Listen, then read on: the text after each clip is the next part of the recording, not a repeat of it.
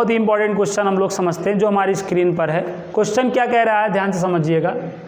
A person standing at the junction ना, जिसको हम क्रॉसिंग बोलते हैं, of two straight paths represented by the equation ये एंड ये, wants to reach the path whose equation of is ये in the least time, find the equation of the path that he should follow. Question Hindi में क्या कह रहा है, एक व्यक्ति समीकरणों ये और ये से निरूपित सरल रेखी पथों के ना क्रॉसिंग पर खड़ा है, ठीक है, के क्रॉसिंग पर खड़ा है और समीकरण 6x - 7y + 8 = 0 से निरूपित पथ पर न्यूनतम समय में पहुंचना चाहता है, तो उसके द्वारा अनुसरित पथ का समीकरण बताना है। ठीक, बात को समझो। कह रहा है ये दो लाइनें हैं कि नहीं, ठीक है, एक व्यक्ति है इन दोनों लाइनों के क्रॉसिंग पर खड़ा है, एक व्यक्ति है इन दोनों लाइनों के क्रॉसिंग पर खड़ा है। क्रॉसिंग मतलब ये ऐसे है, समझिएगा, ध्यान समझिएगा ये, ठीक है। आप ध्यान दीजिए, ये पहली रेखा का समीकरण है 2x - 3y + 4 = क्या 0 है ना, और ये जो है 3x + 4y - 5 = 0। बताओ, क्वेश्चन को समझो। एक व्यक्ति क्या है इन दोनों समीकरणों के क्रॉसिंग पर खड़ा है कि नहीं, बताओ। क्वेश्चन क्या है, एक व्यक्ति, एक पर्सन जो है इन दोनों लाइनों के इक्वेशन से जो क्रॉसिंग बनेगी, ऐसे बनेगी कि नहीं ना, खड़ा है। कहाँ है, खड़ा है। तो यहाँ पे कहीं खड़ा होगा कि नहीं, बताओ व्यक्ति, बताओ व्यक्ति यहाँ पे खड़ा है, इन दोनों लाइनों के क्रॉसिंग पे ऐसे खड़ा है, समझ गए। कहाँ पे खड़ा है, ये क्रॉसिंग यहाँ पे ऐसे खड़ा है, तो अरे उसका पैर खड़ा होगा ना, आदमी तो यहाँ है, समझ रहे हैं ना। ये इन दोनों लाइनों को क्रॉसिंग पे ऐसे खड़ा है, ये आदमी है, देख रहे हो कि नहीं, ये आदमी इन दोनों लाइनों के क्रॉसिंग पर खड़ा है ना। अब आगे क्या कह रहा है, इस और इक्वेशन और समीकरण 6x - 7y + 8 = 0 से निरूपित पथ पर जाना चाहता है, इस इक्वेशन पर जाना चाह रहा है। और ये वाला इक्वेशन सपोज ये है, ये कौन वाला इक्वेशन है, 6x - ये, इस पे जाना चाह रहा है।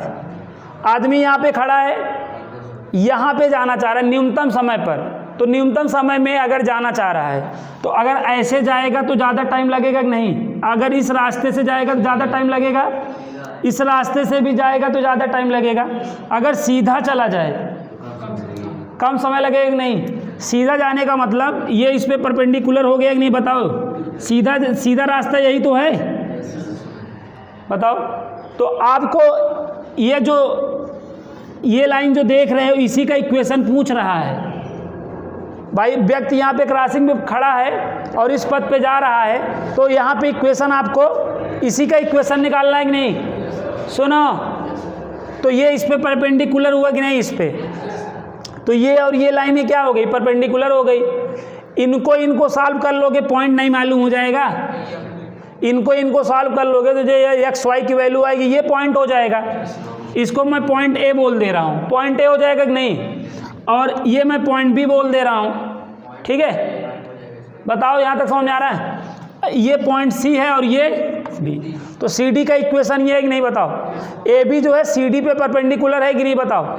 अगर आप किसको ये L1 है और ये L2 है, L1 और L2 को सॉल्व कर लोगे, A का कोऑर्डिनेट आ जाएगा। अब आपको किसका इक्वेशन चाहिए, बताओ। AB का चाहिए कि नहीं, तो AB पे पॉइंट मालूम हो गया कि नहीं। अब पॉइंट मालूम हो गया तो और क्या मालूम होना चाहिए, स्लोप मालूम होना चाहिए। तो स्लोप यहाँ से निकल जाएगा भाई। इसकी स्लोप, किसकी स्लोप, CD की स्लोप बताओ ना, -x का कोफिशिएंट / y का करोगे तो 6/7 होगा कि नहीं, बताओ। अब यहाँ के बाद क्या लिखोगे, और इसकी स्लोप को आप m1 बोल दे रहे हो थोड़ी देर के लिए, बताओ। हैं? अब यहाँ पे आप क्या जान रहे हो कि CD और AB परपेंडिकुलर है कि नहीं, इस वजह से M1 M2 बराबर क्या होगा बोलो, -1 होगा। M1 का वैल्यू क्या है 6/7, M2 बराबर -1, तो M2 बराबर क्या आ गया -7/6। ये किसका स्लोप हो गया, AB का हो गया कि नहीं बताओ, AB का स्लोप हो गया। इनको सॉल्व कर लोगे, पॉइंट नहीं मालूम हो जाएगा, फिर पॉइंट स्लोप फॉर्म लगा दोगे, आंसर बताओ। समझ में आया कि नहीं क्वेश्चन? तो क्वेश्चन बस केवल 4 लाइन देख के आप ये ना डर जाइएगा कि आप लगाइएगा ही मत। अगर आप लगाएंगे तो बहुत ईजीएस्ट वे में इस क्वेश्चन को आप लगा सकते हैं। यहाँ तक बात समझ में आ गया है? ये किसका स्लोप था, CD का ना। अब हमें क्या करना है, L1 और L2 के इक्वेशन को सॉल्व करके क्या निकालना है, A का कोऑर्डिनेट निकालना है कि नहीं। तो हम क्या करेंगे, यहाँ पे देखो, हम 3x + 4y - 5 = 0 रिटर्न कर लेंगे। और अगला क्या है 2x - 3y + 4। Cross multiplication method से इसको सॉल्व कर दो। क्रॉस मल्टीप्लिकेशन मेथड बताया हूँ, याद करो। क्या करोगे, x अपान y अपान और 1 अपान x अपान, तो देखो क्या होगा माइनस माइनस प्लस, नहीं सॉरी ऐसे होगा ना, पहले 4 चौक क्या हो जाएगा 16, सरकारी माइनस लगा लो, माइनस माइनस प्लस और प्लस का माइनस से कर दोगे माइनस, 5 तिहाई ही बताओ 15 है ना। अब y वाले को ढक लो, फिर से क्रॉस मल्टीप्लाई करो, 2 का पहले माइनस से करोगे -10, सरकारी माइनस लगाओगे, 4 तिहाई 12 बोलो, फिर कांस्टेंट को ढक लो, फिर अपना पुराने लॉजिक पे आ जाओ, -9 और ये 4 दूनी 8, बताओ क्या आ गया x अपान 1, y अपान कितना आ गया बोलो यार -22, और ये 1 अपान -17 हो गया कि नहीं। तो अब यहाँ पे क्या करोगे, एक बार इसको इसके इक्वल करोगे कि नहीं, तो x की वैल्यू क्या आ गई -1/17 आ गई कि नहीं। और जब इसको इसके इक्वल करोगे माइनस माइनस क्या हो जाएगा प्लस, और ये ऊपर चला जाएगा, तो y की वैल्यू क्या आ गई 22/17। तो a का कोऑर्डिनेट क्या आया बालकों, क्या आया बच्चों -1/17 और 22/17। हमें a का कोऑर्डिनेट मिल गया कि नहीं, और स्लोप मिल ही चुकी है। क्या लिखेंगे, इक्वेशन ऑफ AB का ही तो इक्वेशन बताना है, y माइनस, अब ये किसका काम करने लगेगा x1 y1, y minus y1, तो 22 बटा क्या हो जाएगा 17। यम की वैल्यू क्या है बताओ -7/6, x माइनस x1, ये माइनस और ये प्लस 1/7, ये आपका क्या हो गया आंसर। बोलो आया समझ में कि नहीं। आगे आप कैलकुलेशन कर ही लोगे ना, आपका कैलकुलेशन अच्छा है ही, तो आप इसको आगे सॉल्व कर लीजिएगा, ये आपका आंसर हो गया। तो आई होप ये क्वेश्चन भी आप लोगों को अच्छे से समझ में आ गया होगा। Note down.